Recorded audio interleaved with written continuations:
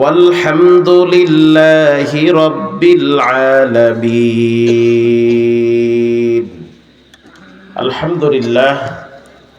ঐতিহ্যবাহী নওগাঁ জেলার অন্তর্গত সূর্যনারায়ণপুর, ঠিক আছে না,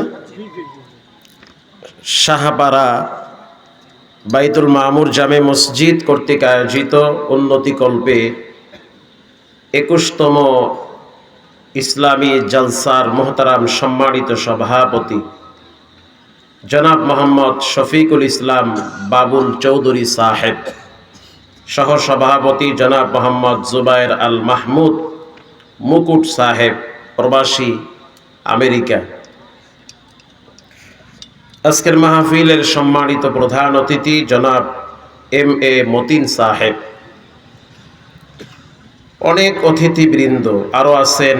বিশেষ মেহমান জনাব আলহাজ হাফেজ সৈয়দ মোহাম্মদ মাহাদি হাসান, আমন্ত্রিত অতিথিবৃন্দ।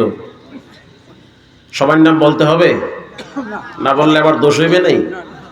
যাক, রাস্তায় যারা বসে আছেন আপনারা আইসা বসলে ভালো হয়।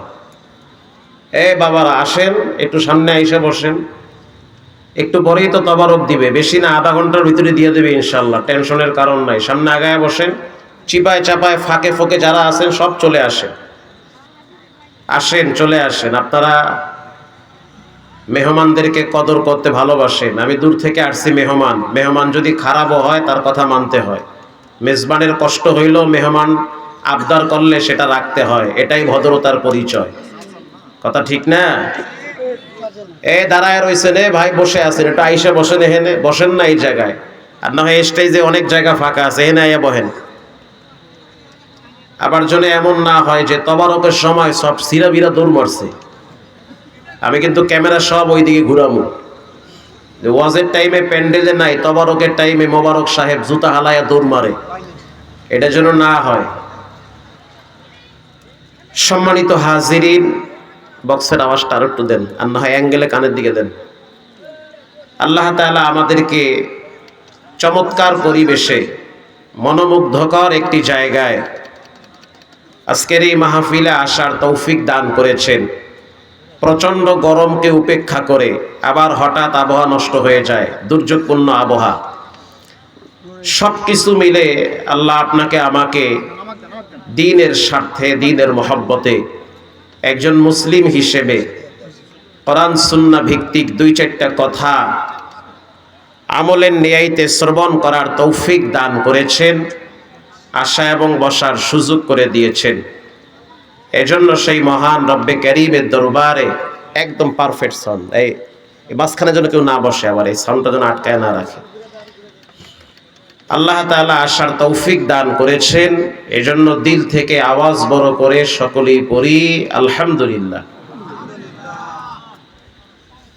দরুদ ও সালাম বর্ষণ হোক সাইয়্যিদুল মুরসালিন, ইমামুল মুরসালিন, রাহমাতুল লিল আলামিন, সাইয়্যিদুল কাউনাইন, ফখরুল হুদায়া, শাহে মদিনা, মানবতার মুক্তির দূত, সর্বকালের সর্বশ্রেষ্ঠ মহামানব, যাকে আল্লাহ তাআলা হাউজে কাউসার উপহার দিয়েছেন, বলেন মারহাবা। যার সুপারিশ ব্যতীত কোনো মানুষ জান্নাতে যেতে পারবে না, এমন একজন মহানবী, শ্রেষ্ঠ নবী, দামি নবীর উম্মত হতে পেরে আপনারা খুশি না বেজার? অনেক খুশি। যদি খুশি হয়ে থাকেন তাহলে সকলেই পড়ি সাল্লাল্লাহু আলাইহি ওয়াসাল্লামের উপর। সর্বোপরি শুকর যে আল্লাহ তাআলা আমাদেরকে এখনো বাঁচায় রাখছে, এখনো বেঁচে আছি আলহামদুলিল্লাহ। বলেন, বাঁচায় রাখার মালিক কে? আপনার মতো অনেক মানুষকে আল্লাহ হাত পাও ভাঙ্গে হসপিটালে ফেলায় রাখছে। অসংখ্য যুবকের স্বপ্ন রাস্তায় হুন্ডার চাকার নিচে চলে গেছে। অসংখ্য যুবক রাস্তায় পল্লী খাইয়া হসপিটালের বারান্দায় ভিক্ষা করতেছে। বহু তুরুং বুরুংওয়ালা যুবকরে আল্লাহ তাআলা রক্তাক্ত চেহারা নিয়ে ফালায় রাখছে বিছানায়। আল্লাহ আপনারে এখনো ভালো রাখছে, সময়কে মূল্যায়ন করেন, তা না হলে নিজেই মূল্যহীন হয়ে যাবেন। যারা আল্লাহর দেওয়া নেয়ামত মূল্যায়ন করে, আল্লাহ তাদেরকে মূল্যবান করে দেয়। যারা মানুষ হয়ে আল্লাহর দেওয়া প্রত্যেকটা নিয়ামতকে যথাযথ কদর করে, আল্লাহ তাদেরকে কদরদানি বানায় দেয়। সুবহানাল্লাহ বলে। আর যারা মানুষ হয়ে অকৃতজ্ঞ হয়, নাফরমান হয়, শুকরিয়া আদায় করে না, সময়ের কোনো গুরুত্ব নাই, এরা এক সময় মূল্যহীন হয়ে যায়। এদের মূল্যায়ন থাকে না, না থাকে দুনিয়ায়, না থাকে মরার পরে।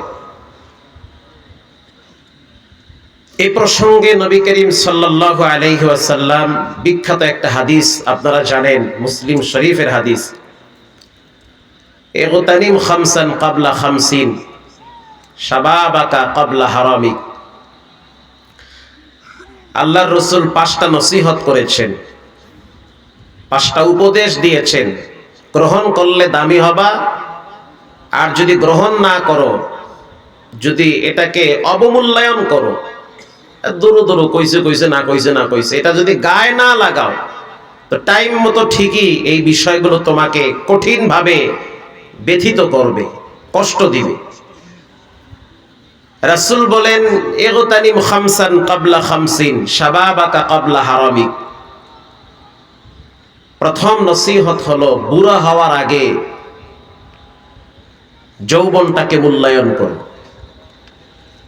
বার্ধক্য তোমাকে গ্রাস করার আগে তোমার জোয়ানিটাকে তুমি যথাযথ মূল্যায়ন করো। বৃদ্ধ হওয়ার আগে যৌবনটাকে মূল্যায়ন করো, কারণ বুড়া হয়ে গেলে মানুষের অনেক কিছু হিদায়াত জ্ঞান ঠিক থাকে না। অসুস্থ ব্যক্তি হসপিটালে পড়ে আছে, পবিত্র জুমার দিন জুমার নামাজ মসজিদে চলতেছে, যাইতে পারতেছে না, খুব খারাপ লাগতেছে যে জুমার দিনও যাইতে পারি না। রাসূল বলেন, আল্লাহ তাআলা বলেছেন, ফেরেশতারা তাকায়া দেখো কেন সে ছটফট করে। আল্লাহ, সে তো জুমার দিন মসজিদে যাইতে পারে না, কেন? অসুস্থ, বিছানায় পড়ে আছে। গত জুমায় গেছিল, বলে হা। এর আগের জুমায়, বলে হা। অতীতে প্রত্যেক জুমা যথাযথ আদায় করেছে, বলে হা। তাহলে আজকের জুমায় যেতে না পারা সত্ত্বেও এই হসপিটালের বেডে শোয়ায় রাইখাও তাকে আমি জুমার সালাতের নেকি জমা করে দিব।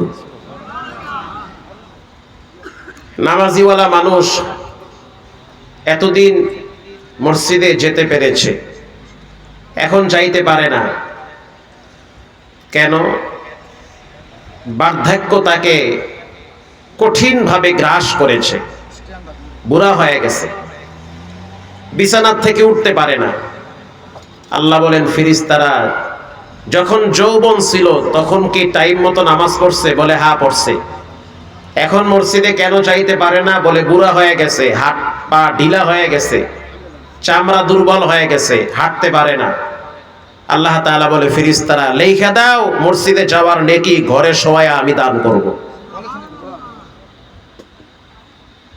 শাবাবাকা ক্বাবলা হারামিক, বুড়া হওয়ার আগে যৌবনটাকে মূল্যায়ন করা। কারণ বৃদ্ধ সিংহ দুর্বল হয়ে যায়, যেই সিংহের গর্জনে জংলার বাঘ ভাল্লুকরাও ভয় পায়। এই সিংহ যখন বুড়া হয়ে যায় তখন দেখবেন বান্দরে আইসাও তার লেজ ধইরা টানে, কারণ সে বুড়া হয়ে গেছে। এরপরে রাসূল বলেন, শাবাবাকা ক্বাবলা হারামিক ওয়া সিহহাতাকা ক্বাবলা সুকমিক। অসুস্থ হওয়ার আগে সুস্থ থাকাটাকে মূল্যায়ন করো। অসুস্থ হয়ে গেলে তখন চাইলেও তুমি আল্লাহর হুকুমগুলো আদায় করতে পারবা না।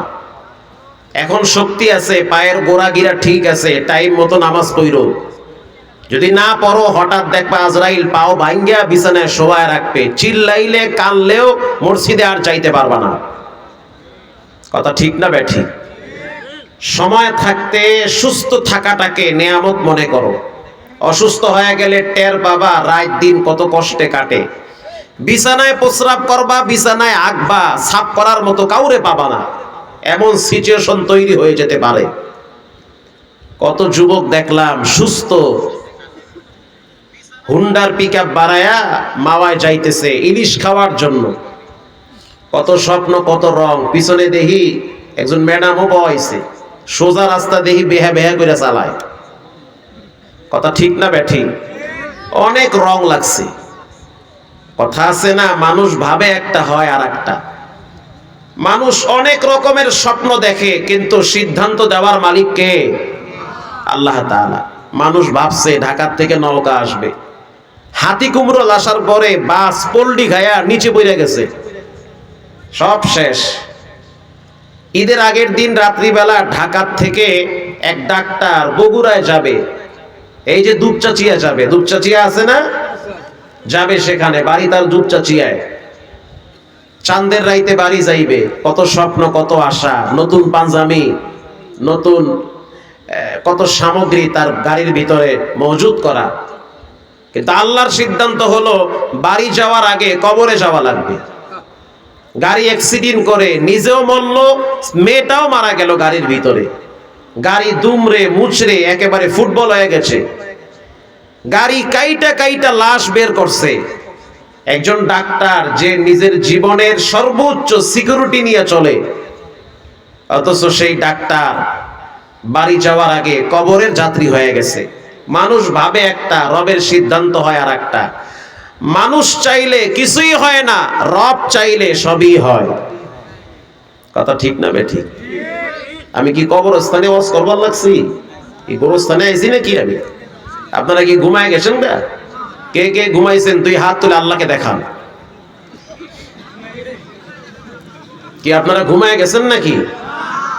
সজাগ আছেন না? থাইকেন সজাগ, কারণ রাত 10টার পরে আমার ওয়াজে বইলে আমার মাথায় কাজ করে না। 11টার পরে আমি ফুল হাফ মেন্টাল হয়ে যাই। 11:30 বাজলে আমি নিজেরই চিনি না যে আমি কই আছি আর ওয়াজ কই আছে। এরপরও আমি সংক্ষিপ্ত ভাবে আপনাদের সামনে কিছু কথা বলবো, যে কথাগুলো আপনাদের কাজে আসবে ইনশাআল্লাহ। বলেন আরো জোরে বলেন ইনশাআল্লাহ। এবার মুখ খুলে বলেন সব ক্ষমতার মালিক কে? মাশাআল্লাহ, আউযুবিল্লাহ, নাউযুবিল্লাহ, সুবহানাল্লাহ, আলহামদুলিল্লাহ। এগুলোর সাথে কোনো দুশমনি আছে? তো ঠিকঠাক মতো বইলেন। এগুলো বলার বেলায় কৃপণতা কইরেন না। কিছু মানুষ আছে ওয়াজে বইলে ডায়াবেটিসে চাপ দেয়, মুখ দিয়ে কিছুই বাইরে না, কই সুবহানাল্লাহ গান করে সুবহানাল্লাহ, মনে হয় যে আজরাইল জিহ্বাটাই না ধরছে।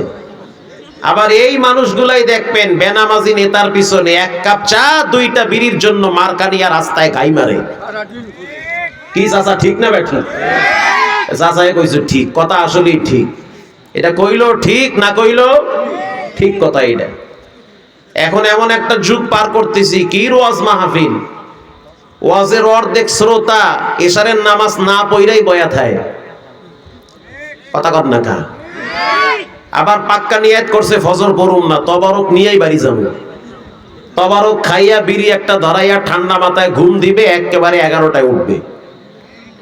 এই হলো বয়ান। আবার কিছু শ্রোতা আছে চিন্তা করে দেখি বক্তায় টান্ডা মারে কি, টান হোনার আশায় বয়া থাকে। আধা ঘন্টা, 1 ঘন্টা, 1.5 ঘন্টা অষ্ট শুই না, যাওয়ার সময় কয় সেই বয়ান। এক টানে মান্দা ফেরিঘাট, আর এক টানে দুপচাচিয়া। ওরে টান, সুবহানাল্লাহ, ফাড়া এলাইছে সব দেখি। এ টান টন হই না, যাওয়ার সময় কয় টুপি খোল, বিড়ি আর একটা ধরা। কথা ঠিক না বেঠিক? এই তো এই বয়ান। তা আপনারা গ্রামের মানুষ, আমি গ্রামের ভাষায় একেবারেই মাটির ভাষায় ওয়াজ করুন, কারণ আমি আপনাদের ভাষা বুঝি, আমার ভাষাও আপনারা বুঝেন। আমি নওগাঁয় অনেক আসি, ঈদের পর না হইলেও 7 জায়গায় আইছি নওগাঁয়। এই মান্দা ফেরিঘাটের ওই পারে 2 বার আইছি এই কয়েকদিন আগে। তো নওগাঁয় আমি অনেক আসি। কেন আসি? আপনারা আমার ভাষা বুঝেন, আমিও আপনাদের ভাষা বুঝি।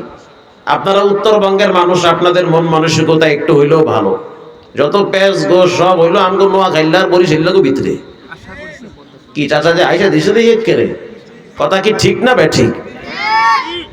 হ্যাঁ ঠিক কথা। এটা ফ্রেশ মন নিয়ে চলবেন, জমিনকে আল্লাহ তাআলা ফসলের জন্য আরো উপযুক্ত করে দিবে। ভালো দিল নিয়ে চলবেন, দেখবেন আগের চাইতে গাছে আম বেশি হবে। ফ্রেশ মন নিয়ে চলবেন, দেখবেন যেখানে হাত দিবেন জায়গা স্বর্ণ হয়ে যাবে। আল্লাহু আকবার বলেন। আর মনের ভিতরে যদি কৃপণতা রাখেন, হিংসা রাখেন, অহংকার রাখেন, যদ্দূর ভালো আছেন হেদ্দূরও থাকতে পারবেন না। আল্লাহ তাআলা আপনাদের সকলকে শেষ পর্যন্ত থাকার তৌফিক দান করেন। একটু মুখ খুলে বলেন আমিন। আরো জোরে বলেন আমিন। ওয়া ফারাগাকা ক্বাবলা শুগুমিক, রাসূল বলেন তোমরা অবসর সময়টাকে মূল্যায়ন কইরো, এমন ব্যস্ত হবা যে জুতা পায়ে দেওয়ার টাইম পাবা না। জি, এটা রাসূলের কথা। অবসর সময়টারে কাজে লাগাও। মাঝে মাঝে এত ব্যস্ত হবা খাওয়ার সময় পাবা না, এত ব্যস্ত হবা ঘুমাবার টাইম পাবা না, এত ব্যস্ত হবা যে তুমি কই আছো আর তোমার ফ্যামিলি কই আছে এটা ভাবারও সময় থাকবে না, এত ব্যস্ত হবা। ফারাগাকা ক্বাবলা শুগলি, রাসূল বলেন ব্যস্ততা আসার পূর্বে অবসর সময়টারে মূল্যায়ন কইরো। এখনকার যুগের ম্যাক্সিমাম তরুণ তরুণী যুবক যুবতীদের সময় কাটে, অবসর সময় কাটে পাবজি, ফ্রি ফায়ার আর টিকটকে। মোবাইলে এরা মাশাআল্লাহ অনেকেই দেখি মোবাইলে জুয়াও খেলে। এই ঝামেলা আপনাদের এই নওগাঁয় নাই? আছে? অভাব নাই। মনে রাখবেন বাবারা, যুবক ভাইয়েরা, যারা আল্লাহর দেওয়ার সময়কে অবমূল্যায়ন করে, যারা মোবাইলের নেশায় নিজের গুরুত্বপূর্ণ সময়টাকে অনার্থক নষ্ট করে, যারা পাবজি, ফ্রি ফায়ার, টিকটক, ইউটিউবের আসক্তে গুরুত্বপূর্ণ সময়টাকে নষ্ট করে, একটা টাইমে অনেকের ভিক্ষা করে খাওয়া লাগতে পারে। জি, কোন ঘাটের পানি কই যায় কেউ বলতে পারে না। গত 1 বছর আগের ধনীকেও দেখছি, এখন দেখি নদীর পারে মশারি টানাইয়া হইয়া রইছে, এসি রুমে থাকার জায়গা হয় নাই। তো কোন ঘাটের পানি কই যাবে এটা জানেন কে? সময় থাকতে সময়ের মূল্যায়ন কইরেন। আল্লাহ বাঁচাইছে, আমগো আমলে মোবাইল টোবাইলের গজব ছিল না, লেখাপড়া যদ্দূর করছি চললে ভিড়ে খাইতে পারি। কিন্তু ভয় লাগতেছে বর্তমান তরুণ তরুণী ইয়ং জেনারেশনদেরকে নিয়ে। এমএ পাশের সার্টিফিকেট নিয়ে ঘরে চাকরি হয় না, চাকরি যে হয় না কি করবে, টেনশনের ঠেলায় বিড়ি খায় আর মোবাইল টেপে। কথা কন না খা। বাদাম বিক্রি করেন, ডিম বিক্রি করেন, হরেন লাগান, মাইকের কাজকাম করেন, ভালো একটা পেশায় নিয়োজিত করেন। আর যদি কিছু নাও পারেন কমপক্ষে মাস্ক লাগাইয়া হইল রিক্সা চালাইয়া উপার্জন করেন, তারপরেও আরেকজনের পকেটের দিকে অবৈধভাবে তাকানো যাবে না। আর মুরব্বীদের সময় তো কাটে তাহাজ্জুদে আর জিকিরে। আলহামদুলিল্লাহ, আহা কি আলহামদুলিল্লাহ। আমি মাগরিবের পর থেকে এসা পর্যন্ত কম হইল 5টা চায়ের দোকান খুঁজছি একটু বয়া চা খাবো, কিন্তু সুযোগ আর হয় নাই। যেই দোকানেই ঢুকি সেই দোকানে গিয়ে দেখি অনেক আল্লাহর ওলিরা মোরাকাবায় আছে, সিট নাই। মোরাকাবায় থাকলে সিট পাওয়া যায়? পরে দেখি চা, বিড়ি আর টিভি নিয়ে মোরাকাবায় আছে। এক হাতে চা আর এক হাতে বিড়ি আর টিভি। ও আল্লাহ, ছবি কি? বাসর ঘরে ছবি চলে। সুবহানাল্লাহ, আউযুবিল্লাহ না নাউযুবিল্লাহ, আর কিছু একটা কইেন। এই তো সময়, মানুষের বয়স হয়ে গেছে, অর্ধেক কবরে গেছে। উচিত এশারের পর থেকে কমপক্ষে আধা ঘন্টা আল্লাহর কোরআনের তেলাওয়াত করা। ঘরে গেলে তো ঘুম হবে না। মাগরিবের পর থেকে এশা পর্যন্ত কোন শয়তানে আপনার লঙ্গি ধরে টাইনা চায়ের দোকানে টিভির সামনে বসাইছে? আপনার উচিত ছিল মাগরিবের পরে 10টা মিনিট কোরআন থেকে সূরা ওয়াকিয়া তেলাওয়াত করা। কিন্তু নসিব এত খারাপ, কপালটা এত পচে গেছে গা যে ঘন্টার পর ঘন্টা চায়ের দোকানে টিভি, বিড়ি আর আরেকজনের সমালোচনা নিয়ে ব্যস্ত থাকে। এটা আপনাকে নওগাঁয় নাই, আমগো কুয়াকাটায় আছে। আল্লাহ হেদায়াত দান করেন, আল্লাহ হেদায়াত দান করেন, আমিন বলেন। আপনাদের কানে কি আমার আওয়াজ স্পষ্ট যায়? না আসে না? ভালো করে কথা কি আমার বুঝেন? আল্লাহ তাআলা বুঝার তৌফিক দান করেন, আমিন বলেন। রাসূল বলেন অগিনাকা ক্বাবলা ফাকরিক, ফকির হওয়ার আগে ধনী থাকাটাকে মূল্যায়ন কইরো। আজকে পকেটে কসকসার নোট আছে, খালি তেলে ঝালে খাইয়েন না, কিছু খাবেন, কিছু ব্যয় করবেন, কিছু জমাও করবেন। 1000 টাকার নোট আইছে, খায়া লয়া শেষ, কালগো আল্লাহ চালাইবে। কালগো তো এমনও হইতে পারে ভিক্ষা করে খাওয়া লাগতে পারে। অগিনাকা ক্বাবলা ফাকরিক, এটা কোন মোল্লা মুন্সির গাজীর গীত না, এটা রাসূলুল্লাহর কথা। যে ধনাত্ম থাকাটাকে নিয়ামত মনে করো। যে কোনো টাইমে তুমি ফকির হয়ে যেতে পারো, মানুষের কাছে হাত পাতা লাগতে পারে। টাকা পয়সা থাকলেই তেলে ঝালে চলা যাবে না, যথাযথভাবে ব্যয় করতে হবে। এরপরে রাসূল বলেন ওয়া হায়াতাকা ক্বাবলা মাউতিক, বাবারা ভাইরা, মৃত্যু আসার আগে তোমরা তোমাদের হায়াতকে মূল্যায়ন করো। আজকের রাতেও তো অনেক মানুষের লাশ কবরে রাখা হবে, আজকের রাতেও অনেক মহল্লায় জানাজা হবে, অনেক যুবকেরও জানাজা হবে। আসার সময় তো দেখলাম গাড়ি অ্যাক্সিডেন্টে কত মায়ের সন্তান মারা গেছে। তো প্রতিদিন মানুষের লাশ কবরে রাখা হয়। তো এমনও হতে পারে কালকে আপনার জীবনে হয় সকাল হতে পারে অথবা পরকাল হতে পারে। তো এমনও হতে পারে মসজিদের পালকি ফজর হওয়ার আগেও আপনার বাসায় চলে যেতে পারে। এমনও হইতে পারে যে আপনার জন্য হয়তো দোকানে কাপড়ের কাপন চলে আসছে, আপনার খবরই নেই। কথা ঠিক না? এই জন্য রাসূল বলেন ওয়া হায়াতাক ক্বাবলা মাউতিক, মরার আগে সোজা হইয়া যাও। মৃত্যুবরণ করার আগে তুমি তোমার হায়াতটারে ভালো কাজে ব্যয় করো। বেশি বেশি দুরূদ শরীফ পড়বা, ইস্তেগফার করবা, আল্লাহর জিকির করো, কোরআন তেলাওয়াত করো। পারলে মানুষের উপকার করো, না পারলে ক্ষতি করা যাবে না। তুমি যদি একজনের ক্ষতি করো, অপেক্ষায় থাকো, তোমার রব তোমার পিছনে আরো 10 জন লাগায় দিবে তোমাকে পানিশমেন্ট করার জন্য। এজন্য কারো ক্ষতি করা যাবে যাবে না। এবার বুখারী শরীফের একটা হাদিস শুনেন, লা তাজুলু কদমা ইবনু আদম ইয়াউমাল কিয়ামা। রাসূল বলেন কিয়ামতের দিন প্রত্যেকটা মানুষকে 5টা প্রশ্ন করা হবে। ওরে আল্লাহ, কয় কি?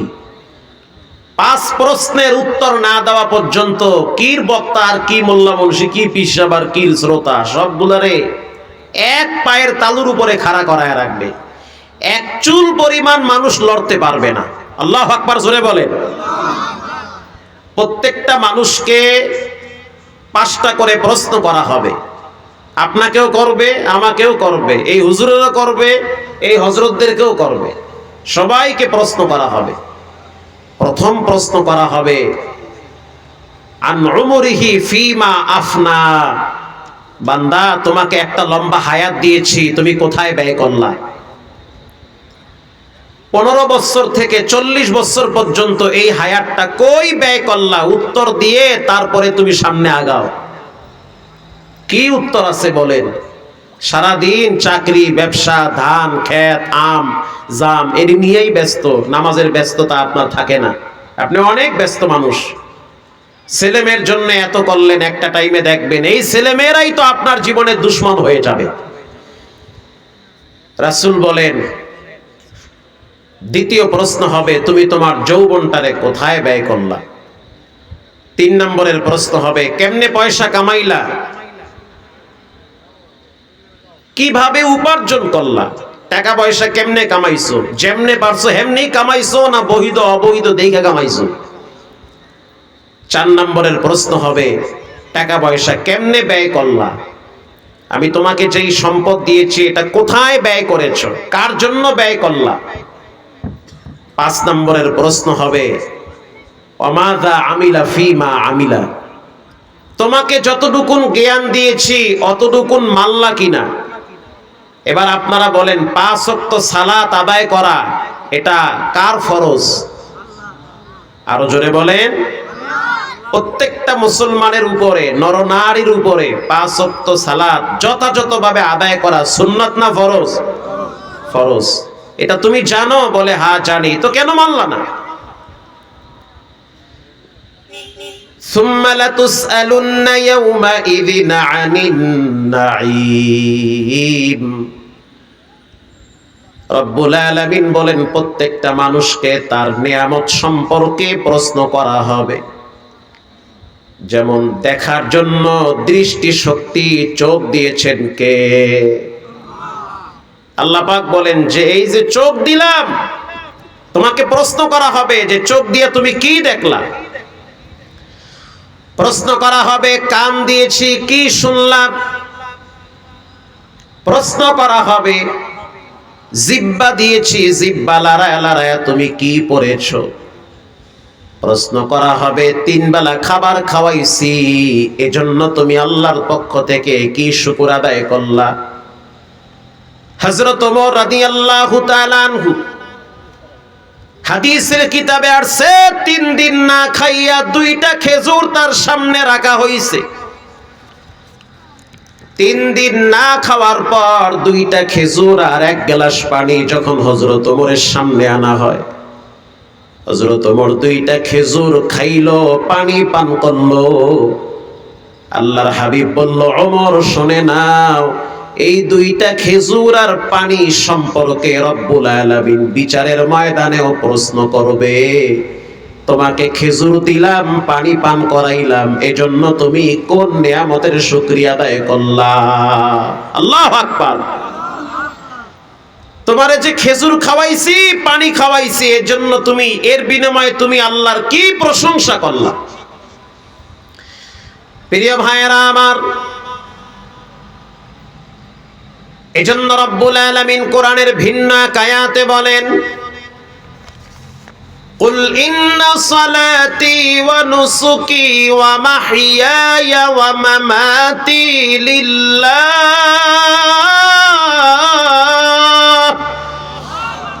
হয় না? আরো জোরে বলেন আল্লাহু আকবার। আরো সন্দেন ফাড়ায় ফাড়ায় হলেন সব কান কোন যা আছে আমার। আল্লাহু আকবার জোরে বলেন। কুল ইন্না সালাতি ওয়া নুসুকি ওয়া মাহইয়ায়া ওয়া মামাতি লিল্লাহ। আল্লাহু আকবার। আল্লাহ পাক বলেন, রাসূল আপনি জানায়া দেন, আপনি নিজেও বলেন, কুল ইন্না সালাত, আমার নামাজ, আমার কুরবানি, আমার নামাজ, আমার কুরবানি, আমার বেঁচে থাকা, আমার মরে যাওয়া দুনিয়ার কারো জন্য হবে না, একজনের জন্য ওয়াকফ করা লাগবে। চিৎকার মেরে বলেন, তিনি হলেন কে? আল্লাহর জন্য নামাজ, আল্লাহর জন্য কুরবানি, আল্লাহর জন্য বাঁচা, আল্লাহর জন্য মরা। নেতা নেত্রীর জন্য রক্ত দেওয়া যাবে না। ঠিক না বেঠিক? মুখ খুলে বোবার মতো বলেন, ঠিক না বেঠিক? নেতা নেত্রীর জন্য রক্ত দেওয়া যাবে না। রক্ত আল্লাহর দেওয়া নিয়ামত। এই যে রক্ত খায়া লয়া যে লাল বানাইছেন, এটা কে দিছে? কার রক্ত কারে দেন? কোন মেয়ের প্রেমে পাগল হয়ে গলায় দড়ি দিয়ে রক্ত দেওয়া যাবে না। কোন মেয়ের প্রেমে পাগল হয়ে হাত কাইটা রক্ত বের করা যাবে না। ওরে কপাল পোড়া জানোয়ার, সাবধান, কার রক্ত কারে দাও। কোন সভ্য ভদ্র যুবক কোন মেয়ের জন্য রক্ত দিতে পারে না। রক্ত দিয়েছে আল্লাহ, আল্লাহর রক্ত কারে দাও।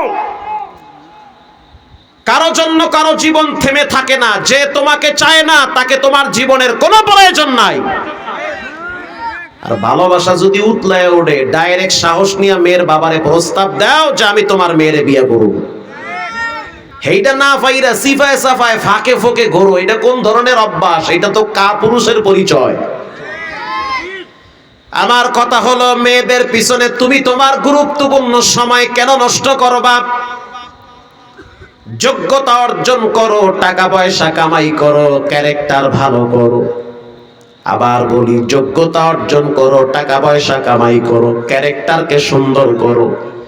তোমার আদর্শ থেকে যেন মদিনাওয়ালার ঘ্রাণ আসে। তুমি রাস্তা দিয়ে হাঁটলে যেন মানুষ বলে, সুদর্শন, উত্তম আখলাকের যুবক।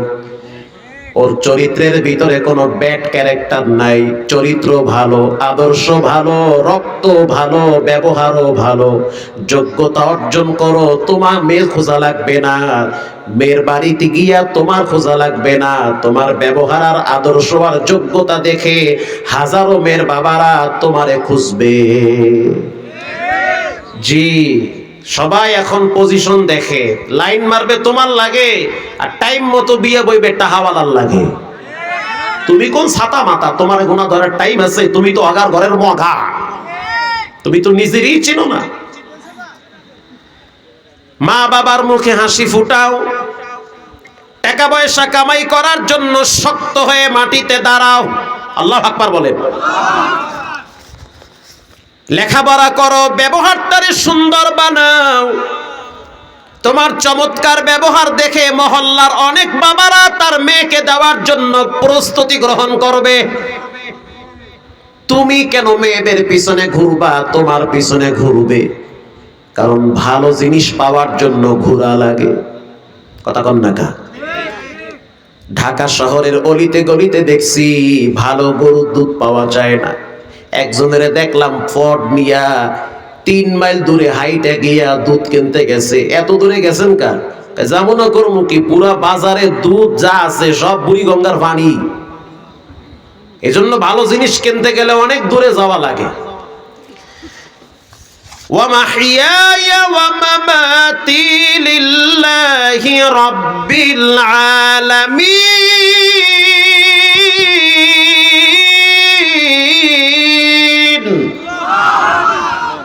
এই আওয়াজে আবার ওয়াজ যাবে সব তোর মুজুইয়া। গলা সাইরা দিয়ে আওয়াজ দিয়ে বলেন, সব ক্ষমতার মালিক কে? আল্লাহ।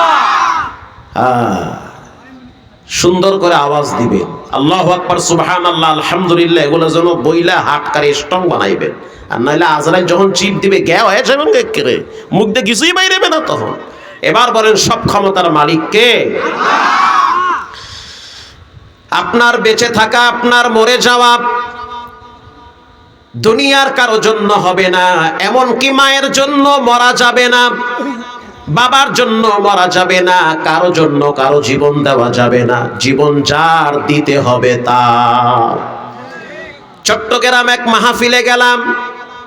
মাহফিলের সভাপতির বয়স 17 বছর, ক্যাশিয়ারের বয়স 14 বছর। বিশ্বাস যদি না হয়, কক্সবাজার চট্টগ্রামে যত মাহফিল হয় অধিকাংশ আয়োজন কমিটির বয়স হলো 15-16 বছর। 6-7 এর ছাত্ররা মহল্লায় মহল্লায় কোরআনের তাফসীর দেয়। আল্লাহু আকবার বলেন।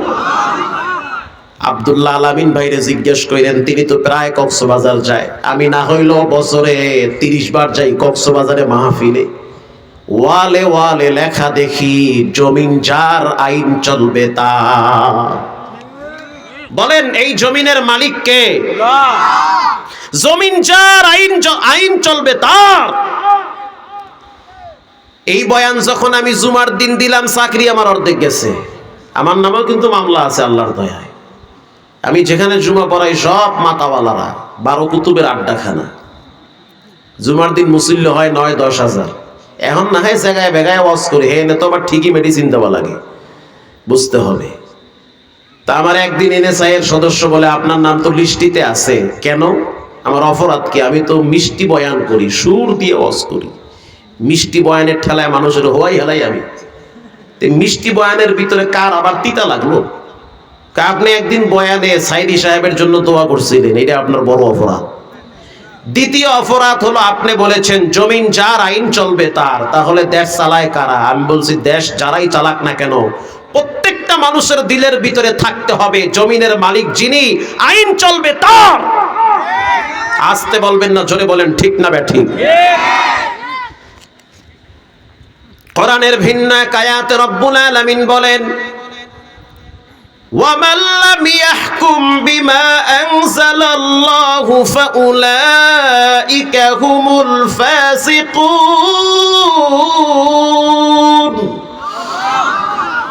আল্লাহর দেওয়া কোরআন অনুযায়ী যারা দেশ চালায় না, রাষ্ট্র চালায় না, বঙ্গভবন চালায় না, সচিবালয় চালায় না, তারা ফাসিক।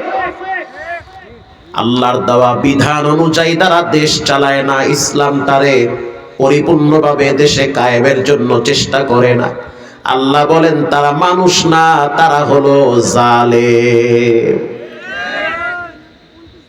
প্রিয় ভাইয়েরা আমার, এজন্য আমরা চাই এই দেশের ভিতরে কোরআনের শাসন প্রতিষ্ঠিত হোক। চাই কি চাই না? এজন্য আমাদেরকে চেষ্টা করতে হবে, ইনশাআল্লাহ। বলেন, ওয়া মাহইয়ায়া ওয়া মামাতি লিল্লাহ। আমার বেঁচে থাকা মরে যাওয়া একজনের জন্য হবে, রব্বিল আলামিন, যিনি সর্বময় ক্ষমতার মালিক, তিনি হলেন কে? প্রিয় যুবক ভাইয়েরা আমার, বানরের মতো ঘেনর ঘেনর করে মরার চাইতে সিংহের মতো চিৎকার মেরে হকের পক্ষে আওয়াজ দিয়ে জালিমের সামনে রক্ত দেওয়া 1000 গুণ ভালো। শিয়ালের মতো 300 বছর বাঁচার চাইতে সিংহের মতো একদিন গর্জন দিয়া বাঁচা ভালো। এজন্য রব্বুল আলামিন কোরআনে বলেছেন, তোমাদের কি হলো? ওয়ামা লাকুম লা তুকাতিলুনা ফি সাবিলিল্লাহ ওয়াল মুস্তাদআফিন, তোমাদের কি হইল? তোমরা কেন আল্লাহর রাস্তায় জিহাদ করো না? আল্লাহর রাস্তায় কেন সংগ্রাম করো না? আল্লাহর জন্য কেন যুদ্ধ করো না? আল্লাহর জন্য কেন রক্ত দাও না? আল্লাহর জন্য নিজের জীবনটারে কেন পরিচালনা করো না?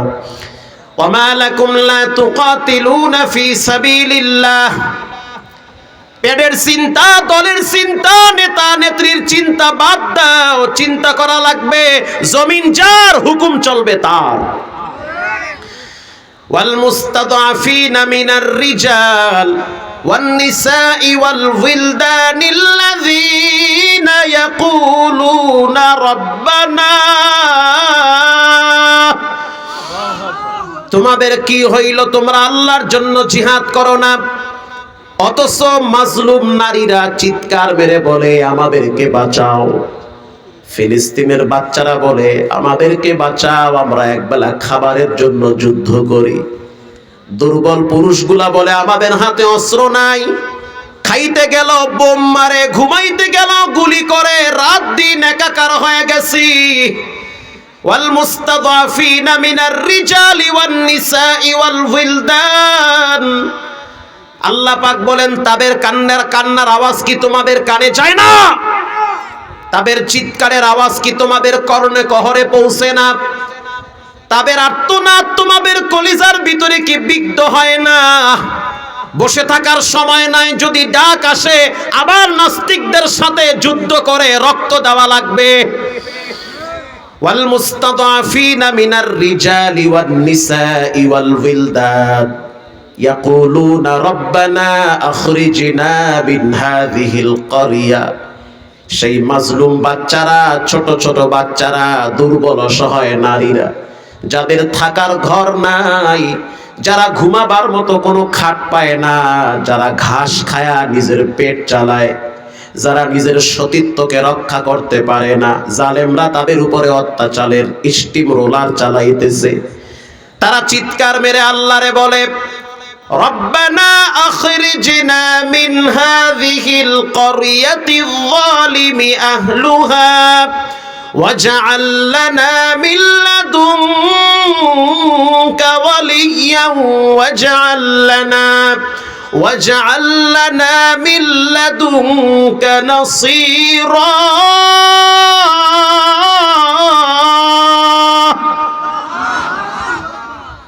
চিৎকার মেরে তারা বলে রব্বুল আলামিন, আপনি আমাদের জন্য একজন সাহায্যকারী পাঠান।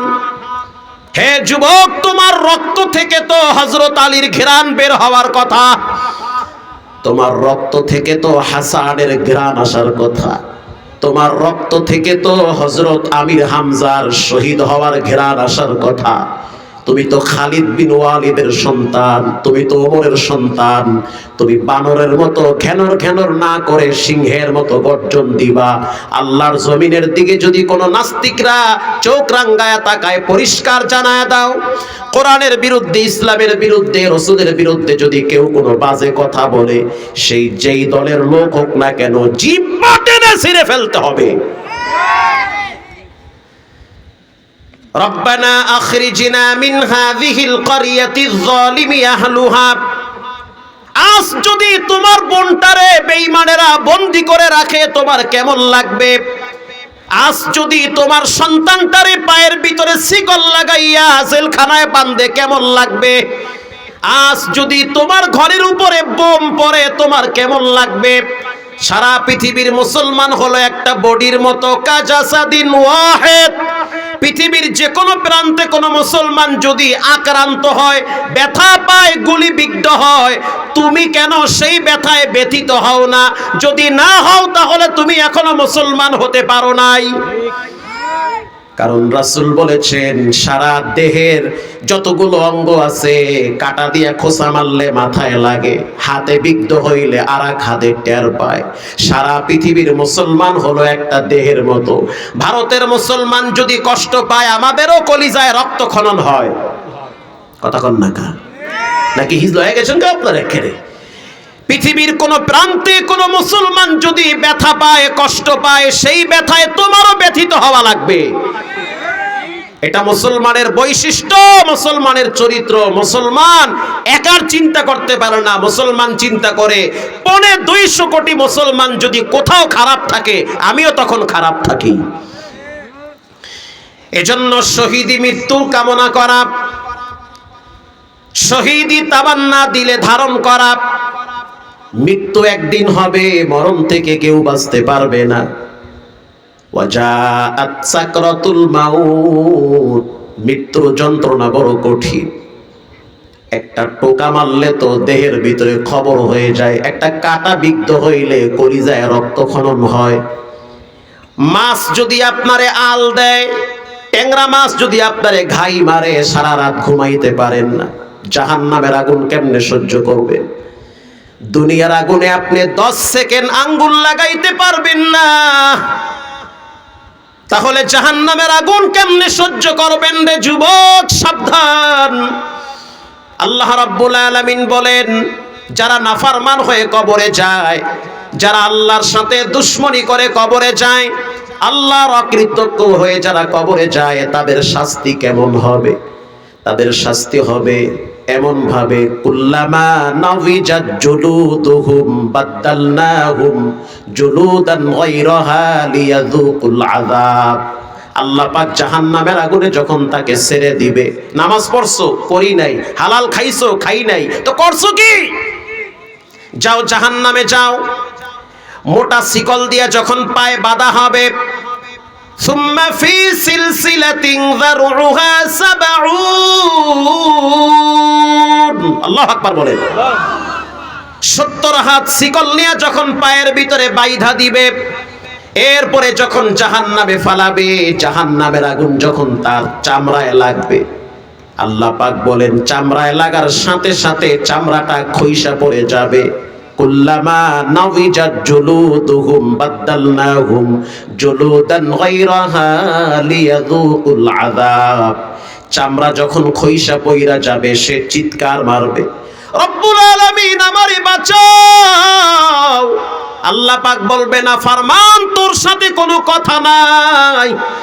তখন সে চিৎকার মেরে বলবে, সন্তানেরা আমারে বাঁচাও। সন্তানরা বলবে, তোমার চিন্তা তুমি করো, আমি আছি আমাদেরকে নিয়ে ব্যস্ত। তখন সে চিন্তা করবে, হালাকা আন্নি সুলতানিয়া, দুনিয়ায় তো আমার গরম ক্ষমতা ছিল, আমার সেই ক্ষমতা কোথায়? তখন সে বলবে, হালাকা আন্নি সুলতানিয়া, ক্ষমতাও তো কোনো কাজে আসলো না। জাহান্নামের আগুনে পুরাইতে পুরাইতে চামড়া উঠবে, আবার লাগবে, আবার উঠবে, আবার লাগবে, আবার উঠবে, আবার লাগবে। জ্বলতে জ্বলতে জ্বলতে জ্বলতে সে বলবে, আল্লাহ আপনি আমারে মরণ দেন। আল্লাহু আকবার বলেন। আল্লাহ আমারে মৃত্যু দেন, আমি মৃত্যু কামনা করি। রব্বুল আলামিন বলেন, ফাআলহামাহা ফুজুরাহা ওয়া তাকওয়াহা, ভালো মন্দ বুঝার মতো জ্ঞান দিয়েছি, কেন ভালো কাজে তোমার জ্ঞানটা ব্যয় করো নাই? এখন তুমি মরবাও না, বাঁচবাও না, তোমার শাস্তি এভাবে চলতে থাকবে। এবার কিছুক্ষণ পর সে চিৎকার মেরে বলবে, আমারে পানি দাও। রব্বুল আলামিন বলবে, ফেরেশতারা নাফরমান রে দুনিয়াতে আমি অনেক পানি পান করাইছি,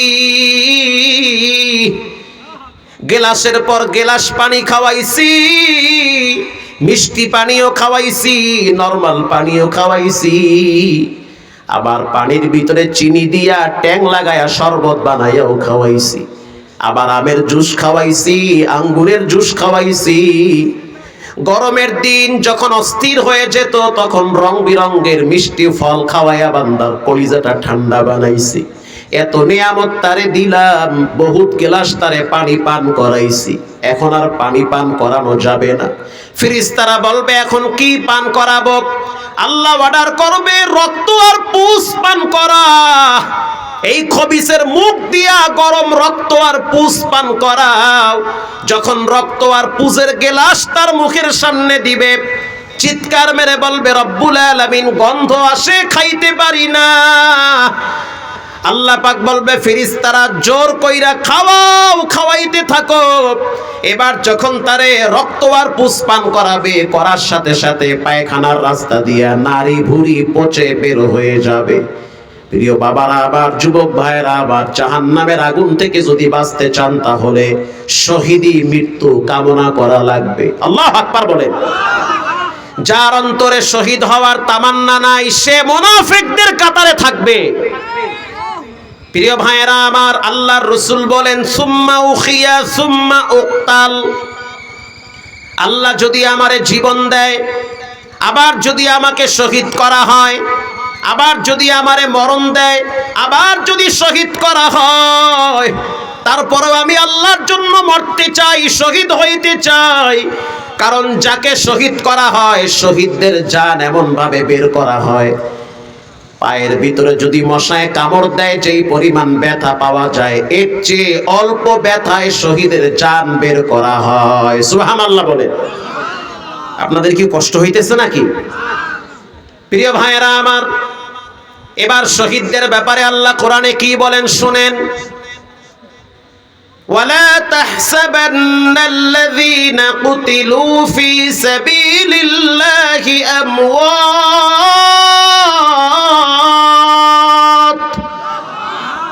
بل أحياء عند ربهم يرزقون।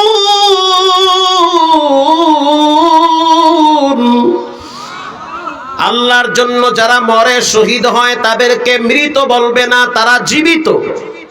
আল্লাহর জন্য যারা মারা যায় তারা হলো জীবিত।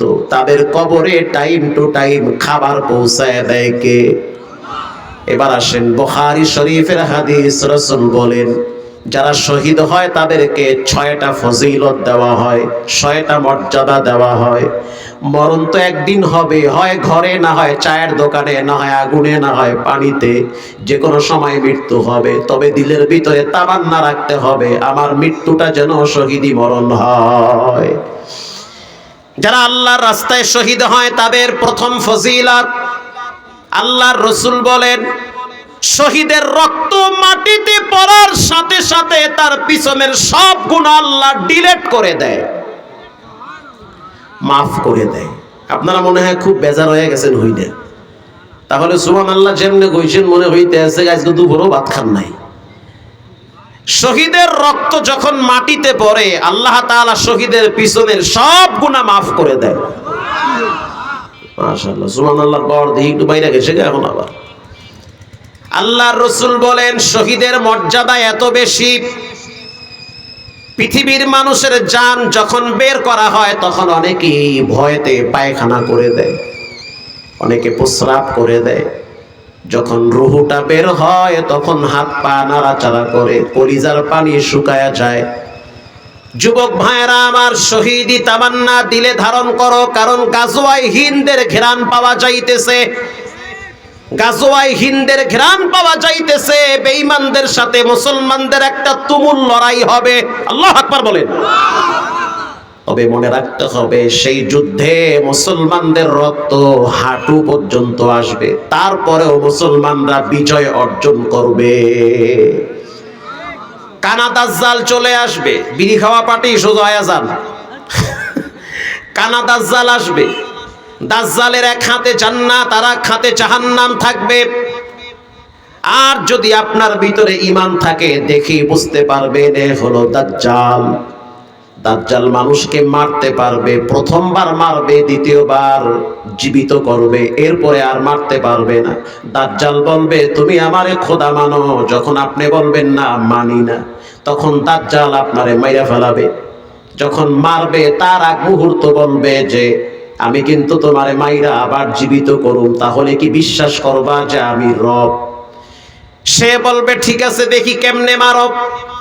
দাজ্জাল মুহূর্তের ভিতরে তাকে শেষ করে দিবে, এবার আবার তাকে জীবিত করবে।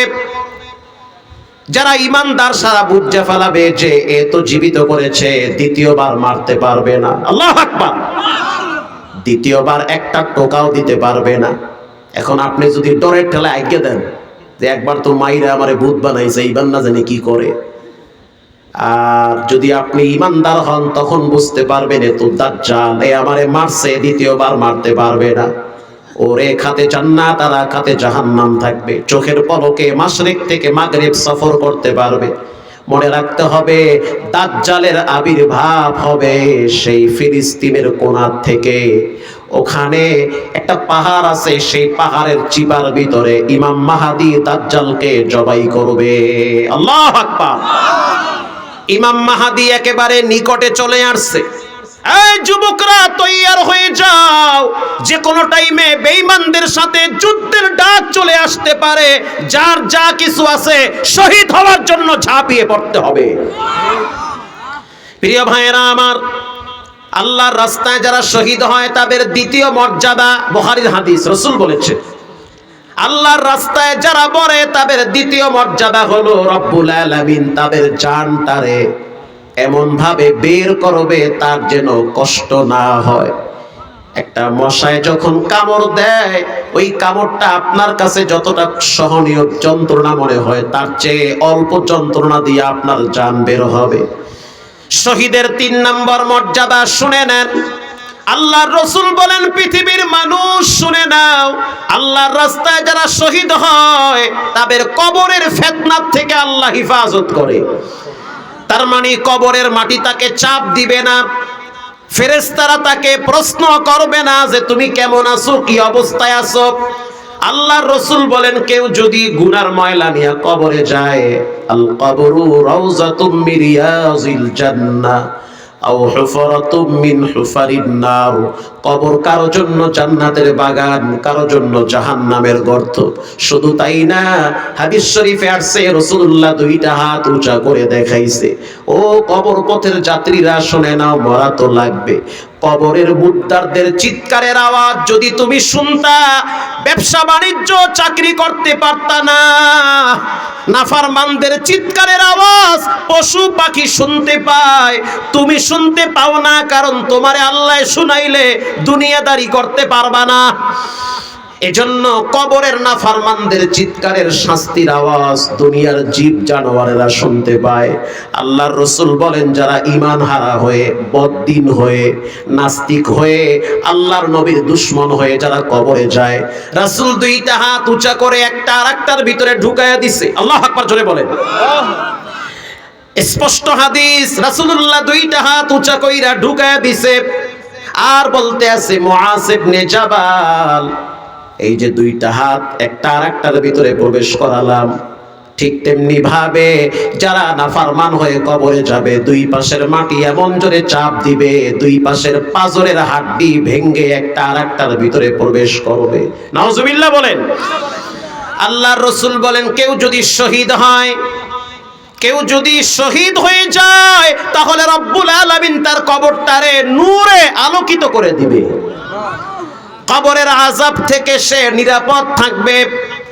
আল্লাহর রাসূল বলেন, কিয়ামতের দিন শহীদ পুরা হাসরের ময়দান পরিষ্কার দেখতে পাবে। হাসরের ময়দানে তার ভিতরে কোনো ভীতি থাকবে না, কোনো ভয় থাকবে না। আল্লাহর রাসূল বলেন, যারা শহীদ হয় বিচারের ময়দানে তারা হাসতে হাসতে হিসাব ছাড়া আল্লাহর জান্নাতে যাবে। 6 নম্বরে যারা শহীদ হয়, রব্বুল আলামিন তাদেরকে জান্নাতের স্পেশাল 72টা হুর তার সাথে বিবাহের বন্ধনে আবদ্ধ করবে। এবার বুখারী শরীফের একটা ঘটনা শুনেন, কষ্ট হয় আপনাদের। চমৎকার ঘটনা বুখারীতে আসছে। আল্লাহর হাবিবের একজন যুবক সাহাবী, যার বাড়ি হলো মদিনার থেকে প্রায় 3 কিলোমিটার দূরে। সে মাঝে মাঝে মদিনায় আসতো। মদিনায় আসার পরে রাসূলুল্লাহর মুখে কোরআনের অমীয় বাণী শুনে তার দিল নরম হয়ে যেত আর বলতো, ইসলাম এত সুন্দর। আল্লাহর রাসূল বলল যে গোসল ফরজ হইলে তাকে গোসল করা লাগবে, আবার নামাজের আগে তারে উযু করা লাগবে, পবিত্রতা অর্জন করতে হবে। সেই যুবক বলল, এত সুন্দর ইসলামের দৃশ্যগুলো আমার তো খুব ভালো লাগতেছে, ঘটনাক্রমে একদিন তিনি রাসূলুল্লাহর কাছে আইসা কালেমা পড়ে ঈমান এনে মুসলমান হয়ে গেছে। সুবহানাল্লাহ বলেন। এর নাম হলো আব্দুল উজ্জা। চলে গেল বাড়িতে যাওয়ার পর একা একা গোপনে গোপনে ইসলাম পালন করে দিন মানে। ঘটনাক্রমে একদিন মা রাত্রিবেলা তাকায় দেখলো সন্তানের জানলা খোলা দেখা ফাঁক দিয়া তাকায় দেখলো সন্তানটা সিজদায় পড়ে কাঁদতেছে। মা দরজায় নক করলো, দরজা খুলে দিল। সন্তান তাকায় দেখছে চোখের পানি বায়া বায়া সন্তানের পরে। মা প্রশ্ন করলো সন্তান, মা ইবুকি কায়া শাবাব, কি হয়েছে যুবক, তুমি কেন কাঁদো? সন্তান বলল, মা আমি কাঁদি না, অতীতের গুনাহের জন্য আমি কান্না করি। জীবনে কত পাপ করছি, জীবনে কত অপরাধ আমি গোপনে গোপনে করেছি, এজন্য রবের দরবারে আমি কাঁদতেছি। মা বলতেছে, সন্তান তুমি কি ধর্ম ত্যাগ করছো? বলে হ্যাঁ। কোন ধর্ম গ্রহণ করলা? বলে আমি ইসলাম গ্রহণ করেছি। আল্লাহু আকবার বলেন। এবার তার মা বলতে আছে, সন্তান যদি তোমার চাচায় জানে তাহলে কিন্তু পরিণাম ভয়াবহ হবে। সন্তান বলল, আমি পরোয়া করি না, কারণ আমি জানি ইসলামের সুশীতল ছায়ার আশ্রয় গ্রহণ করলে আল্লাহ তার অতীতের গুনাহ মাফ করে দেয়। আল ইসলাম ইয়ানহাদিবু মা কানা ক্বাবলা, ইসলাম গ্রহণ করলে অতীতের যত পাপ আছে ক্ষমা করে দেয় কে? সব পাপ। সকালবেলা চাচা সন্তানের দিকে তাকায় বলতে আছে, সন্তান মানে ভাতিজাকে বলে, তোমার আব্বা তো অনেক আগে কবরে চলে গেছে, তোমার বাপ কবরের যাত্রী হয়ে গেছে, এখন তোমার চাচা আমি, দায়িত্ব আমার ঘাড়ে। তোমার মায়ের কাছে শুনলাম তোমার নাকি নিয়ম নীতি পরিবর্তন হয়েছে। এবার আব্দুল উজ্জা বলে, চাচা জানতে চাই, সত্য করে বলবেন মুহাম্মাদের ধর্মটা কেমন লাগে? চাচায় বলল, ধর্ম তো ভালোই লাগে, কিন্তু বাপ দাদার ধর্ম তো আমি ছাড়তে পারবো না। মান ইউদ্লিলিল্লাহু ফাহুয়াল মুহতাদ ওয়া মান ইউদ্লিল ফালান তাজিদ লাহু ওয়ালিয়াম মুরশিদা।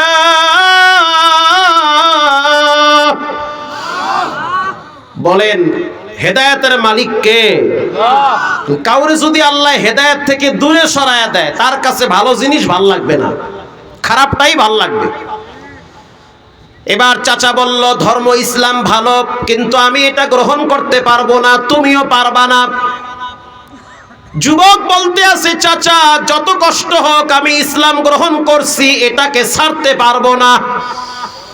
চাচা বলতে আছে, সন্তান তাহলে স্পষ্ট মনে রাখবা, দুনিয়ার যেই পরিমাণ শাস্তি তোমার পাওয়া দরকার সেটাও তোমাকে পেতে হবে। প্রথম কথা হলো, সম্পদ থেকে তোমাকে বঞ্চিত করা হবে। কি আমি কি দোয়া করে দিব নাকি? কষ্ট হয় নাকি আপনাদের? এই তো আর 10 মিনিট। প্রিয় ভাইয়েরা আমার, সম্পদ থেকে বঞ্চিত করব। সন্তান বলল, না পরোয়া করি না। এবার চাচা আবার বলতে আছে, ভাতিজা শুনে নাও, শুধু সম্পদ থেকে বঞ্চিত করব তা নয়, তোমাকে আমি বিবস্ত্র করে ঘর থেকে তাড়ায়া দিব। ভাতিজা বলতে আছে, চাচা আপনি যা ইচ্ছা করতে পারেন, আমি পরোয়া করি না। আমি এমন এক সত্যের সন্ধান পেয়েছি যেটা আমার জীবনে সবচেয়ে কল্যাণ বয়ে আনবে। এবার তার আপন মা বলতে আছে, সন্তান তুমি ঘর থেকে বেরিয়ে যাও, তোমার চাচা কিন্তু শক্ত দিলের মানুষ, তোমার উপরে অত্যাচার করবে। সন্তান বলতে আছে, মা অত্যাচার যত করুক তারপরও আমি ঘর ছাড়বো না। এবার চাচা বলতে আছে, তাহলে তুমি রেডি হয়ে যাও। 2টা খেজুরের ছড়া হাতে নিয়া বাইদা তারপরে আব্দুল উজ্জার পিঠে আঘাত শুরু করে দিয়েছে। যখন আঘাত শুরু করলো, তখন দেহ থেকে তখন রক্ত বায়া বায়া পড়তেছি। এই রক্ত দেখা তার মার চোখের পানি বায়া বায়া পড়ে, কারণ মা তার কলিজার ভিতরে সন্তানের প্রতি রক্তের টান লাগছে। ভাতিজা যখন বলল, চাচা যা ইচ্ছা করেন, আমি তো দিন ছাড়তে পারি না। তখন তার মা বলতে আছে, বাবা তুমি ঘর থেকে বেরিয়ে যাও, তোমার চাচা কিন্তু সত্য দিলের মানুষ, তোমার উপরে আরো জুলুমের স্টিম রোলার চালাবে। এবার যুবক যখন ঘর থেকে বেরিয়ে যাবে, চাচায় ডাক দিয়া বলতে আছে, ভাতিজা এই পোশাক নিয়ে যাইতে পারবা না, উলঙ্গ হইয়া এখান থেকে যেতে হবে, বিবস্ত্র করা হবে। চোখের সামনে যখন তাকে বিবস্ত্র করা হয়, আজকে ইসলাম আপনারা আমি সহজে পেয়েছি, কিন্তু ইসলামের গোড়ায় তো কোটি কোটি মুজাহিদরা রক্ত দিয়েছে, কোটি কোটি মুজাহিদরা রক্ত দিয়েছে, জীবন দিয়েছে। এরপরে আজকে এত সহজে আজকে আমরা ইসলাম পালন করতেছি। প্রিয় ভাইয়েরা আমার, এবার যখন উলঙ্গ অবস্থায় ঘর থেকে বেরিয়ে যাচ্ছে, মা লজ্জায় পড়ে গেল, একটা কম্বল বাচ্চারে দিয়ে বলতেছে, লজ্জায় স্থান থাকো। উলঙ্গ হইয়া ফজরের নামাজের টাইমে মদিনার রসুল, মদিনাতুর রসুল, আফতাবে নবুওয়াত, দু জাহানের বাদশা, সাইয়্যিদুল কাউনাইন, সুলতানুল মদিনা, আপনার আমার প্রিয় নবী মুহাম্মদুর রাসূলুল্লাহ সাল্লাল্লাহু আলাইহি ওয়াসাল্লামের দরবারে উপস্থিত হইল। আল্লাহর হাবিব কেবল হুজরা খানার পর্দা খুইলা বের হয়েছে, তাকায়া দেখলো মসজিদের বারান্দায় বসে আছে এক যুবক, শরীরে কোনো কাপড় নাই, শুধুমাত্র লজ্জায় স্থান ঢাকা। আল্লাহর হাবিব বলতে আছে, কি ব্যাপার, তোমার এই অবস্থা কেন? যুবক বলতে আছে, ইয়া নবী আল্লাহ, আপনার কাছে আসছি, ইসলাম কবুল করছি, যার কারণে আমার চাচায় আমারে উলঙ্গ বানাইছে। শুধু তাই না, আমার পিঠের দিকে তাকায়া দেখেন, খেজুরের ছড়া দিয়া মারতে মারতে আমার পিঠটারে ঝাঁঝরা বানায় ফেলাইছে। আল্লাহর হাবিব চলে গেল। ঘরের ভিতরে যাওয়ার পর আল্লাহর হাবিব একটা চাদর নিয়ে আসছে, চাদরটা আইনা দুইটা টুকরা কইরা তার হাতে তুলে দিয়া বলল, একটা দিয়া নিজের দেহ ঢাকবা, আর একটা দিয়া লজ্জায় স্থান ঢাকো। আল্লাহু আকবার। এরপর থেকে নাম দেওয়া হইল, তোমার নাম কি? বলে আব্দুল উজ্জা। এই নামটা ভালো না, এটা দেব দেবীর নাম, যাও আজ থেকে তোমার নাম হইল আব্দুল্লাহ।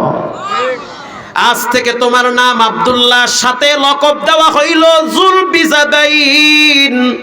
তার মানে দুই চাদরওয়ালা ব্যক্তি, চাদরের মালিক আপনার আমার প্রিয় নবী, দুই চাদরওয়ালা ব্যক্তি আব্দুল্লাহ। আল্লাহর হাবিব ফজরের নামাজের পরে হযরত ওমরকে ডেকে বলল, আজ থেকে তোমাদের সাথে আব্দুল্লাহ থাকবে, সে তোমাদের ভাই, তোমরা যেখানে থাকো সে সেখানে থাকবে, তোমরা আসহাবে সুফফায় থাকো এই জায়গায় সে থাকবে, তোমরা যা খাও সে খাবে, কারণ তার মাও নাই বাবাও নাই, তার মতো অসহায় পৃথিবীতে কেউ নাই, আজ থেকে তোমাদের সাথে বসবাস করবে। আশ্চর্য বিষয় হলো, আব্দুল্লাহ মাঝে মাঝে মসজিদে ঢোকার সময় চিৎকার বেড়ে বলতো আল্লাহু আকবার, জোরে জোরে বলতো। হযরত ওমর বলতে আছে, আস্তে বললেও তো হয়, এত জোরে কেন বলো? আল্লাহর রাসূল বলল, ওমর, আব্দুল্লাহর ঈমানটা চড়া মূল্য দিয়ে ক্রয় করা হয়েছে, আব্দুল্লাহর ঈমানের মূল্য অনেক বেশি, আর আপনার আমার ঈমানের মূল্য 500 টাকার নোট, 100 টাকার নোট। আব্দুল্লাহর ঈমানের মূল্যর অনেক দাম, চড়া মূল্য দিয়ে ঈমান ক্রয় করেছে।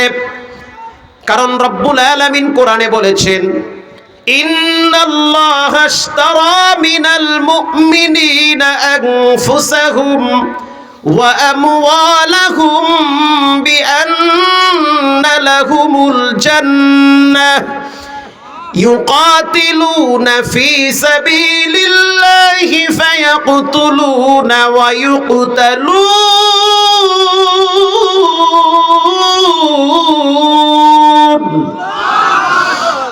মুমিনদের কাছ থেকে জান এবং মাল ক্রয় করেছি জান্নাতের বিনিময়।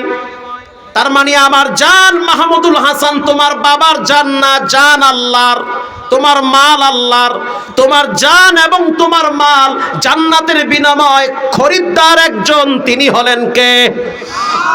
আপনার জান আল্লাহ কিনছে, আপনার মাল আল্লাহ ক্রয় করছে, এজন্য জান মাল যার তার পিছনে ব্যয় করা যাবে না। জান মালের মালিক যিনি, তার জন্যই ব্যয় করা লাগবে।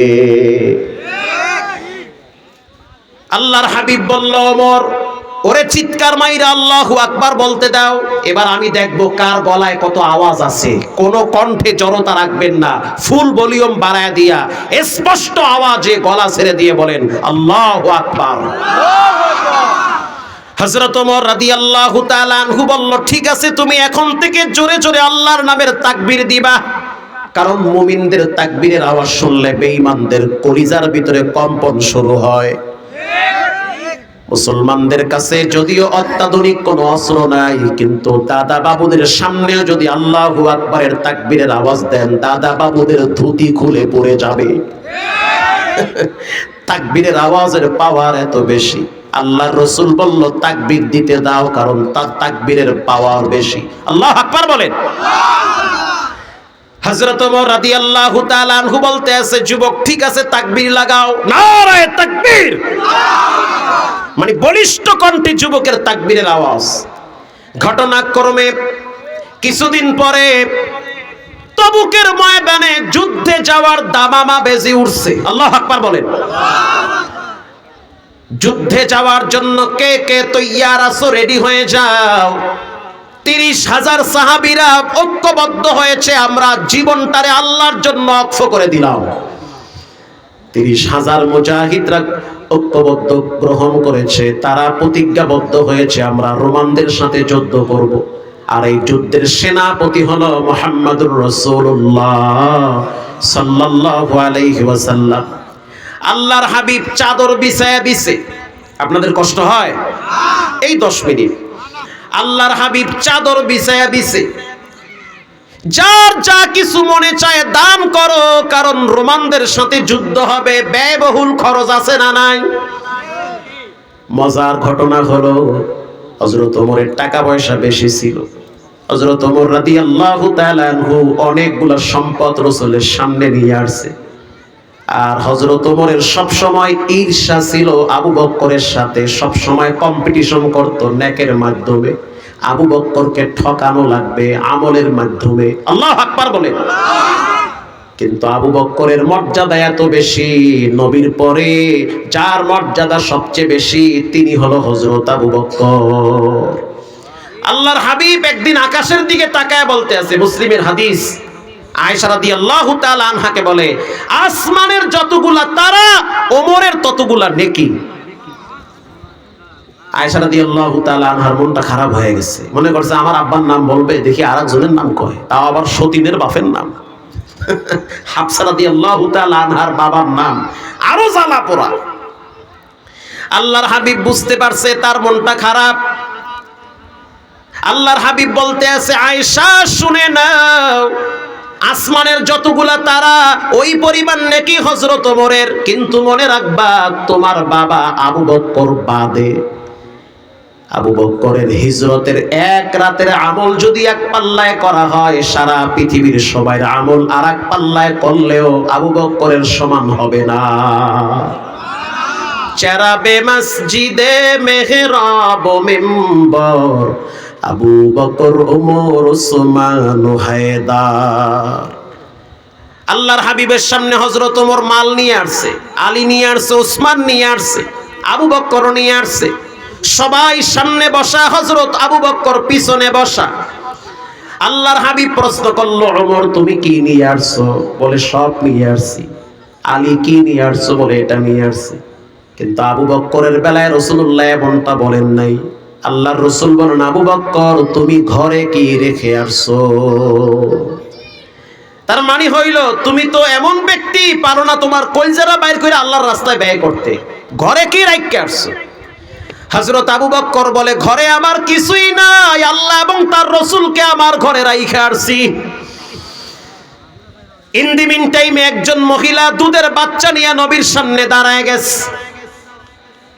পেট ভরা থাকলে বিরিয়ানিও ভালো লাগে না, কি চাচা ঠিক না? তো রাত বেশি হয়ে গেলে যত টাইনে টুইনে ওয়াজ করেন, মইরা গেল হুজুরার টেস্ট লাগে না, কারণ ঘুমে ধরছে, তাড়াতাড়ি তো বড় দিন খেয়াল হয়ে যাইগা, ঠিক না? হ্যাঁ ঠিক, তাহলে দোয়া করে দেই। প্রিয় ভাইরা আমার, একজন মহিলা দুধের বাচ্চা নিয়ে আসছে। কেন আসছেন বাচ্চা নিয়ে? এই বাচ্চা তো কি বলে, ঘোড়া চালাইতে পারবে না, তীর নিক্ষেপ করতে পারবে না, তরবারি চালাইতে পারবে না। মহিলা বলতে আছে, ওগো আল্লাহর হাবিব, ইন্নী উহিব্বুল্লাহ ওয়া রাসূলাহ, আমি আমার কলিজার চাইতে আল্লাহ এবং তার রাসূলকে সবচেয়ে ভালোবাসি। কিসের বাচ্চার ছাতা মাতা বাচ্চার ভালোবাসা? আমার বাচ্চাটাকে আপনার জন্য দান করে দিলাম। যুদ্ধের ময়দানে যখন আপনাকে টার্গেট করে বেঈমানেরা তীর মারবে, আমার বাচ্চাটাকে ঢাল হিসাবে সামনে পেতে দিবেন, আপনি যেন নিরাপদে থাকে। কেউ যদি তীর মারে বাচ্চার সামনে রাখবেন, তীর আইসা যেন বাচ্চার পেটের ভিতরে হাইন্দা চায়। আর এই যুগের বাপ বাচ্চারা নিয়ে বয়া বয়া ক্যারাম বোর্ড খেলায়, লুডো খেলায়। মা আর বাচ্চা দুইজনে কিরণমালা আর জি বাংলা নিয়ে রিমোট নিয়ে মারামারি করে। এটা কইলো ঠিক না কইলো ঠিক? এটা ঠিক কথা। প্রিয় ভাইরা আমার, সাহাবায়ে কেরাম যুদ্ধের ময়দানে যাচ্ছে। ইন দি মিন টাইমে আল্লাহর নবীর ওই যে যুবক সাহাবী হযরত আবু বকর বলে, হযরত আব্দুল্লাহ বলে, আমিও যাব, আমারও নিয়ে যান, আমার তো কেউ নাই দুনিয়াতে, আমি চাই যুদ্ধের ময়দানে গিয়ে শাহাদাতের অমিয় সুধা পান করতে, আমি শহীদ হইতে চাই, আমাকে নিয়ে যান আল্লাহর রাস্তায়। আল্লাহর হাবিব বলল, চলো তোমার যুদ্ধের ময়দানে নেওয়া হবে। কিছু দূর যাওয়ার পরে আল্লাহর হাবিবকে আব্দুল্লাহ বলতেছে, হুজুর আপনি একটু দোয়া করেন, আল্লাহ যেন আমাকে এই যুদ্ধের ময়দানে শহীদ করে, কারণ আমি জানি শহীদের রক্ত মাটিতে পড়ার আগে সব গুনাহ আল্লাহ মাফ করে দেয়। শহীদকে বিনা গোসলে কবর হয়। কিয়ামতের ময়দানে কেউ কাপড় নিয়ে দাঁড়াইতে পারবেন না। দাবারা সাবধান, ল্যাংড়া হইয়া খারাপ লাগবে। যারা শহীদ, আল্লাহর রাসূল বলেন, শহীদ যে অবস্থায় শহীদ হইছে ওই রক্ত মাখা কাপড় চোপড় নিয়ে কিয়ামতের ময়দানে দাঁড়িয়ে যাবে। সুবহানাল্লাহ। বাইতে গিয়ে বইয়ের গলা ধরে কই সুবহানাল্লাহ। শহীদ, আল্লাহর রাস্তায় যারা শহীদ হয় তারা রক্ত মাখা কাপড় নিয়ে বিচারের ময়দানে দাঁড়াবে। তাদের জখমকৃত স্থান থেকে রক্ত ফুলকি দিয়া বের হবে। এজন্য শহীদি তামান্না অন্তরে লালন করবেন ইনশাআল্লাহ বলেন। যুবক বলতে আছে, হুজুর দোয়া করেন আমি যেন শহীদ হই। আল্লাহর রাসূল কি করলো? গাছ থেকে একটা ছাল টান মারছে। ছাল চিনেন? ছাল, কিছু গাছের ছাল আছে এরকম পাইকে উঠে যায়, অর্ধেক ঝুইলা পড়ে ছাল আছে না? ছাল বুখারীতে আসছে, একটা ছাল পাইকে গেছে গা, ছাল উঠে বেক হয়ে গেছে গা। রাসূলুল্লাহ ছালটারে টান মারছে লইয়া। আমার কথা কি আপনারা বুঝবার লাগছেন নাকি? না সব ভাষা বসা হলে হেলেছেন আপনারা? দেখি মাশাআল্লাহ, তাকবীরটা একটু ভলিউম বাড়ায় দিয়ে লাগান তো, নারায়ে তাকবীর। চাচা দেখি মানে ঠিকঠাক মতো গাই বারবার লাগছে। কিছু চাচারা আছে দেখি মার খানিয়া কুদুনি মারে, হেরিকেন কয়ে জাতা মারে জোরে, আর ও চাইলে দেখি হ্যাঁ তাই ঠান্ডা হয়ে যায়। তাকবীর জোরে দিতে হবে, নারায়ে তাকবীর। আল্লাহর হাবিব সামনে দাঁড়ায় গেছে। আব্দুল্লাহ দোয়া করেন যেন আল্লাহ আমাকে যুদ্ধের ময়দানে শহীদ করে। আল্লাহু আকবার বলেন। আল্লাহর হাবিব গাছের একটা ছাল টান মারছে, ছাল টাইনা ফেলাইছে। আব্দুল্লাহর হাতে দিয়া বলতে আছে, রব্বুল আলামিন, আব্দুল্লাহর রক্ত বেঈমানদের জন্য আমি হারাম করে দিলাম। কইলো কি? এ কইলো শহীদ হওয়ার দোয়া, আর রাসূল বলতে আছে আব্দুল্লাহর রক্ত সবার জন্য হারাম। বিষয়টা উল্টো হয়ে গেল না? বিষয়টা কেমন হয়ে গেল? আব্দুল্লাহ বলতে আছে, রব্বুল আলামিন আপনি আমাকে শহীদ করেন, রাসূল আপনি আমার জন্য দোয়া করেন। রাসূল দোয়া করলো, রব্বুল আলামিন আব্দুল্লাহর রক্ত সবার জন্য হারাম করেছি। কয়েকদিন কেটে গেল, যাওয়ার পরে আব্দুল্লাহ রাদিয়াল্লাহু তাআলা আনহু অসুস্থ হয়ে পড়ছে। হযরত আবু বকর নবীর সামনে দাঁড়ায় বলে, ইয়া রাসূলুল্লাহ আব্দুল্লাহ তো অসুস্থ হয়ে গেছে। একটু পরে আয়েশা বলতে আছে, হুজুর আব্দুল্লাহ তো মারাই গেছে। আল্লাহর হাবিব বলতে আছে, আব্দুল্লাহরে গোসল করাও, কাপড়ের কাপড় লাগাও, আমি রাহমাতুল লিল আলামিন নিজে কবরে নাই মা আব্দুল্লাহর লাশ কবরে রাখবো। আল্লাহর হাবিব নিজে কবরে নামলেন। ওমর আবু বকরকে বললেন, লাশটারে আমার কোলে দাও, তোমাদের ভাইকে আমাদের কোলে দাও। যখন বলল কোলে দাও, তখন সাহাবীরা আব্দুল্লাহ লাশটারে কোলে দিল। আল্লাহর হাবিব নিজে লাশটারে কবরে রাখছে। লাশ কবরে রাইখা আল্লাহর রাসূল বলতে আছে, রব্বিল আলামিন, রব্বে কারীম আল্লাহ, আব্দুল্লাহর উপরে আমি রাজি আছি, খুশি আছি, সন্তুষ্ট আছি। রব, আপনিও সন্তুষ্ট হয়ে যান। সুবহানাল্লাহর ভলিউম বাড়ায়া দেন। এটা বলার সাথে সাথে হযরত ওমর চিৎকার মেরে বলতে আছে, যদি আব্দুল্লাহর জায়গায় আমি হইতাম, তাহলে আমি ওমরের জীবনটা আরো ধন্য হয়ে যেত। প্রিয় ভাইরা আমার, 2 দিন পরে হযরত ওমর রাদিয়াল্লাহু তাআলা আনহু বলে, আমি স্বপ্নে দেখলাম জান্নাতের সবুজ বাগানে সবুজ পাখির ভিতরে আব্দুল্লাহ ঘুরতেছে। এজন্য আল্লাহর রাস্তায় শহীদ হওয়ার দৃঢ় প্রতিজ্ঞাবদ্ধ হওয়া লাগবে। মা বাবার জন্য দোয়া করা লাগবে, ওস্তাদের সাথে ভালো ব্যবহার করা লাগবে। মা বাবার সাথে বেয়াদবি কইরা শহীদ হইলে কিন্তু বাটাম খাওয়া লাগবে। কথা কম না কা? আব্বা আম্মার সাথে বেয়াদবি কইরা শহীদ হইলে কিন্তু উল্টা অ্যাকশন শুরু হবে। রক্ত যদি দেওয়া লাগে, সেটাও কিন্তু আল্লাহর জন্য দেওয়া লাগবে। আল্লাহর রাসূল বলেন, আল্লাহর কাছে 3টা জিনিস প্রিয়। 1 নম্বরে আসসালাতু আলা ওয়াক্তিহা, টাইম মতো নামাজ পড়া। 2 নম্বরে বিররুল ওয়ালিদাইন, মা বাবার খেদমত করা। মা বাবা যদি কাফের হয়, তারপরও বাবা, বেয়াদবি করা যাবে না। সবাই যদি বলে তোমার মা খারাপ, তুমি বলবা আমার মা সবচেয়ে ভালো। সবাই যদি বলে তোমার আব্বা ডাকাত, তুমি বলবা আমার আব্বা মাথার তাজ, সম্মানের পাত্র। সবাই বলবে তোমার আব্বা আম্মা খারাপ, তুমি বলবা আমার আব্বা আম্মা হলো পৃথিবীর শ্রেষ্ঠ মা বাবা। অতএব মা বাবার সাথে খারাপ ব্যবহার করা যাবে না। 3 নম্বরে আল জিহাদু ফি সাবিলিল্লাহ, আল্লাহর রাস্তায় জিহাদ করা হলো আল্লাহর রাস্তায় সবচেয়ে উত্তম ইবাদত। এখানে এমনও মায়ের সন্তান আছেন, নিজের হাতে নিজের মায়ের কবরে রাখছেন, নিজের আব্বারে কবরে রাখছেন।